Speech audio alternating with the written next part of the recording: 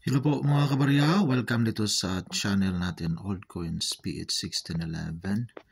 Now, maiba muna tayo. Ito yung bill ng Australia.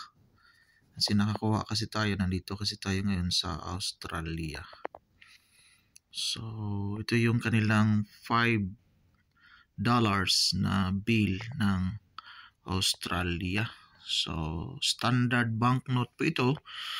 Itong bill na ganito, dalawang klase, yung luma, ito yung bago. So, 2016 to 2020, $5. Now, yung equivalent nito sa atin, nasa 37, yung $1. So, nasa, maabot ito ng 37 sa ngayon. Now, polymer, gawa po ito sa polymer. Kagaya sa atin, may ganito na rin, may transparent. So, now, ito yung kaniyang obverse, yellow, may pink, violet with Queen Elizabeth II at the right. $5.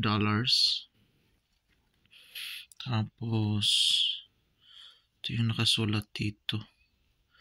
While ito naman yung reverse, so Parliament House and forecourt mosaic.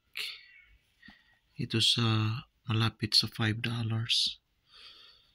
So ito yung kanilang bill. Smallest bill po ito kasi mayroon na silang $2 na coin.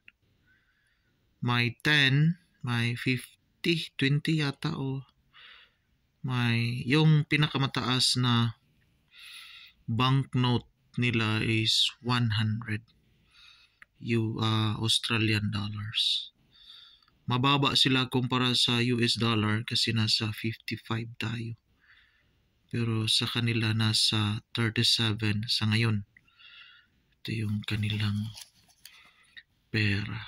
5 Australian dollars. So at least may souvenir tayo dito.